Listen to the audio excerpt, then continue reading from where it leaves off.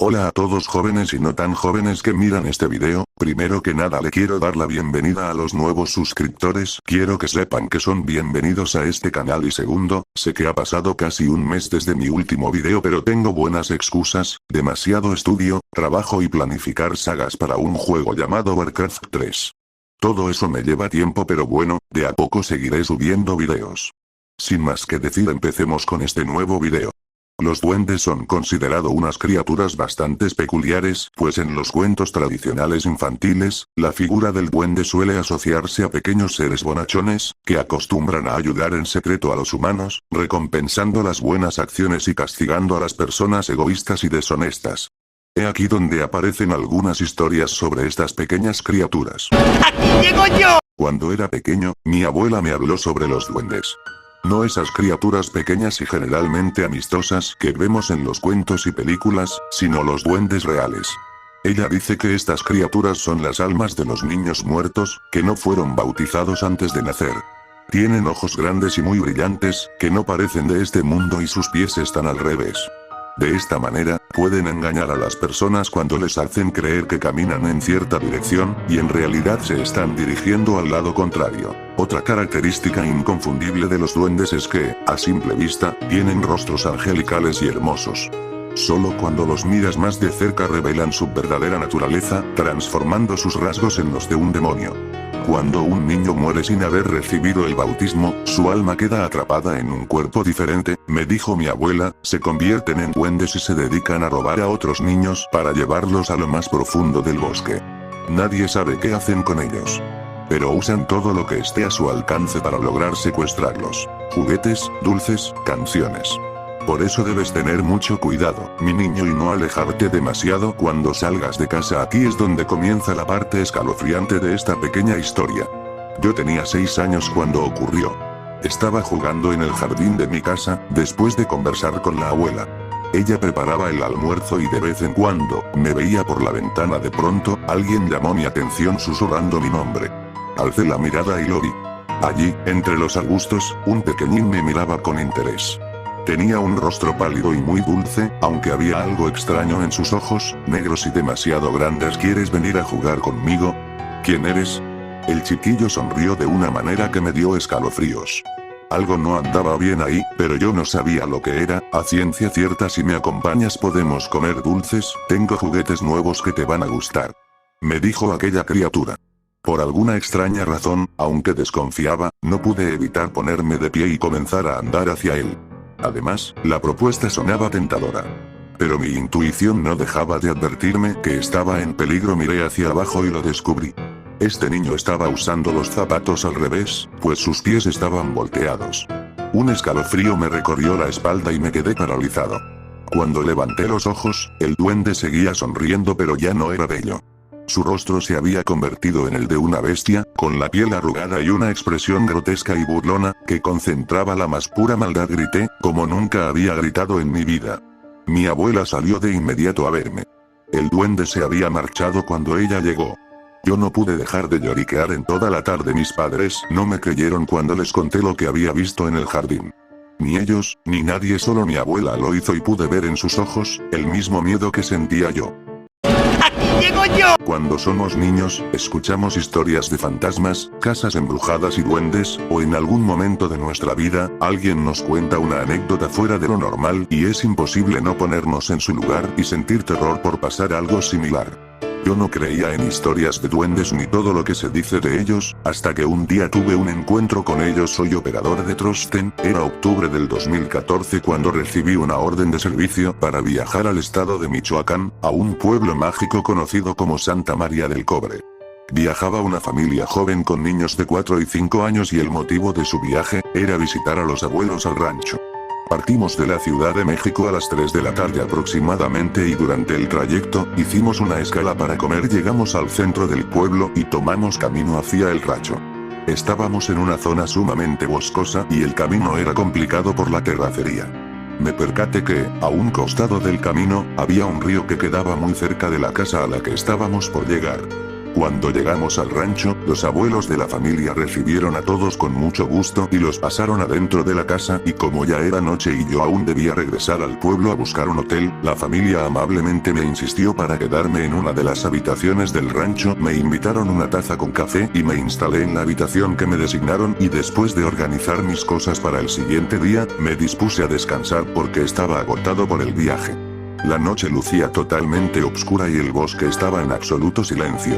Alrededor de las 3 de la mañana, comencé a sentir que jalaban la cobija con la que estaba tapado, sin embargo, inconsciente por cansancio, no le di gran importancia y solamente la jalaba de regreso, pero esto pasó por varias veces durante la noche. Por la mañana al despertar, me pregunté qué era lo jalaba las cobijas, y que por el sueño tan profundo en el que entré, no me di cuenta qué era o si alguien la jalaba una y otra vez, cosa que honestamente, me dio mucho miedo pensar. La familia de la casa me invitó a desayunar con ellos y mientras comíamos, me acerqué a los abuelos a platicar la curiosa experiencia que había pasado, a lo ellos respondieron que no tuviera miedo, que eran duendes traviesos los que me habían jalado la cobija y a menudo, hacían eso con los visitantes pero solo buscaban divertirse, no querían hacerme daño y que incluso, si ponía atención, podría ver sus pequeñas huellas por el bosque, pues comentaban que acostumbran a caminar por la noche en las orillas del río. Quedé helado. Pues nunca creí que los duendes fueran reales y menos que eran los que jalaban mis cobijas por la noche. Durante ese día, no iban a ocupar mi servicio por lo que decidí caminar por el bosque y confirmar aquella historia. Caminé por toda la orilla del río y entonces pude ver huellas muy pequeñas en la arena, no más grandes de 5 centímetros, evidencia suficiente que me confirmó que los duendes realmente existían. Al otro día por la tarde, la familia me pidió que la llevara al centro del pueblo para comprar algunas cosas. Salimos de la casa a eso de las 5 de la tarde y regresamos al rancho aproximadamente a las 11 de la noche. Todo transcurría normal hasta que entramos al camino de la terracería donde exactamente a la mitad, las luces de la camioneta comenzaban a apagarse, dejándome sin visión para continuar manejando, pues el camino estaba totalmente oscuro. Así que decidí bajarme a revisar cuál era la falla, cuando un miembro de la familia que venía a bordo, me comentó que no era necesario revisar, y que no me preocupara porque eran los duendes jugando con las luces.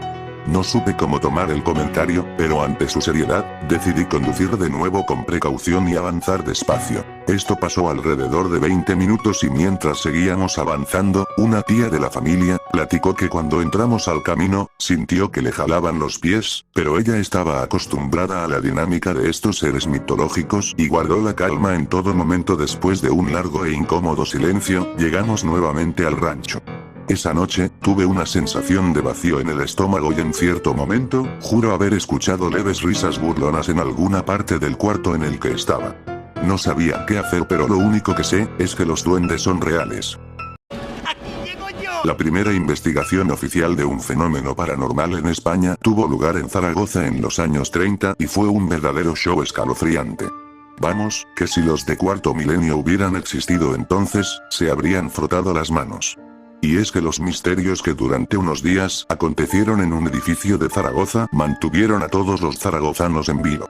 Este extraño suceso todavía hoy no tiene respuesta, pues todas las personas, y fueron muchas, que lo vivieron, no consiguieron dar una respuesta científica que explicara lo que allí sucedió. El caso fue de tal importancia que hasta el conocido periódico británico The Times se hizo eco de la noticia. ¿Sabes de qué leyenda estamos hablando? La historia de la Casa del Duende de Zaragoza. La madrugada del 27 de septiembre de 1934, unas sonoras carcajadas interrumpieron el sueño de los vecinos y vecinas del número 2 de la calle Gascón de Gotor.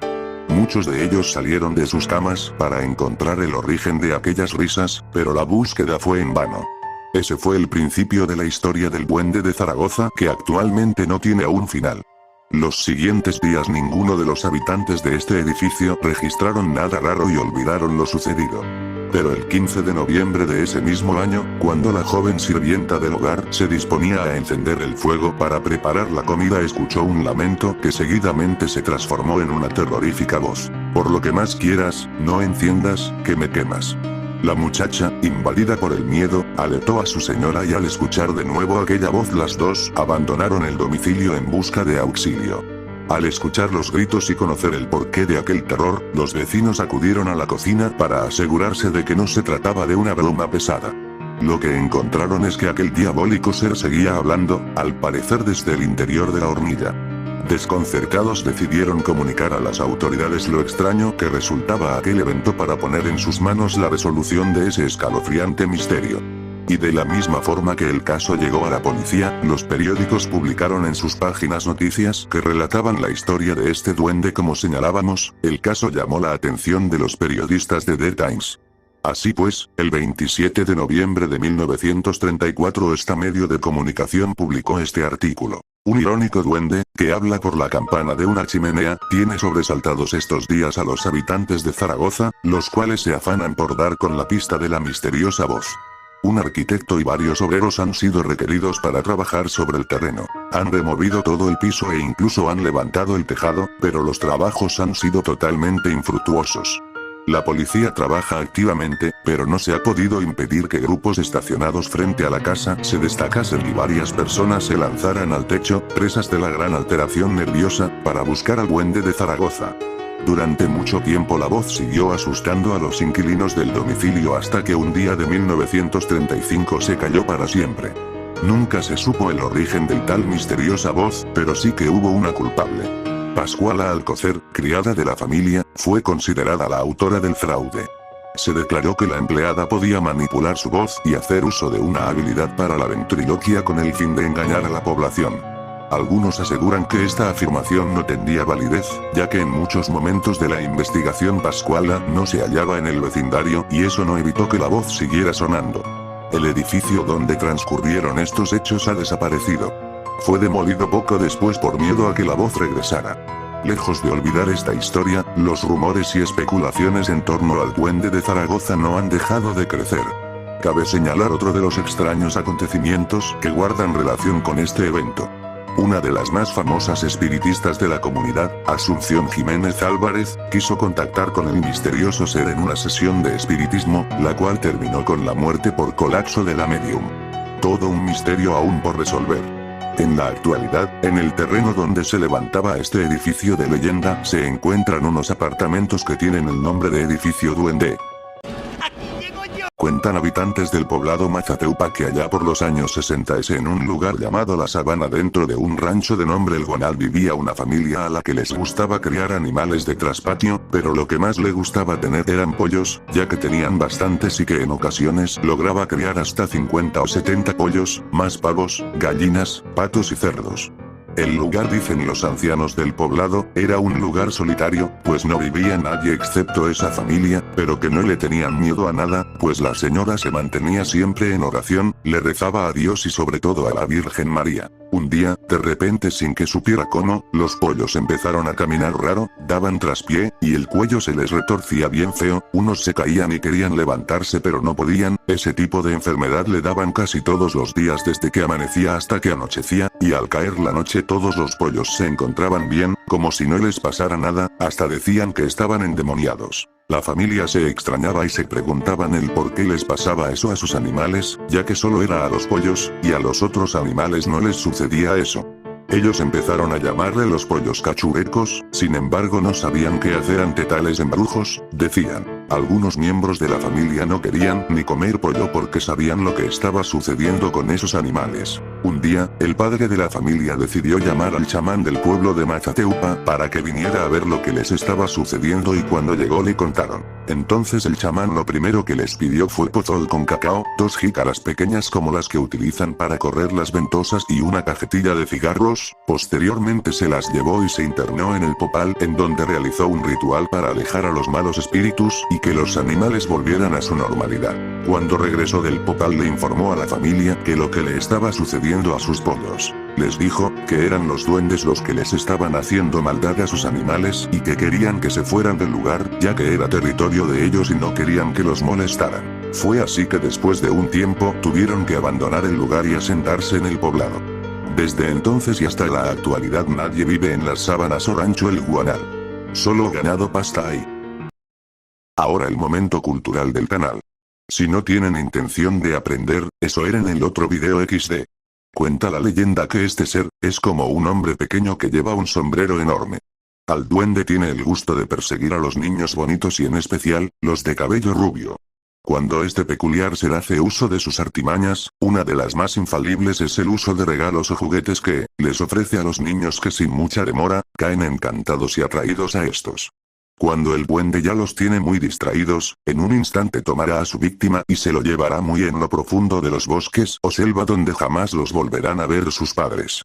Se dice que si se logra rescatar a tiempo a los niños del rapto de los duendes, estos deben ser bañados con agua bendita para protegerlos. De lo contrario, ellos se convertirán en niños salvajes.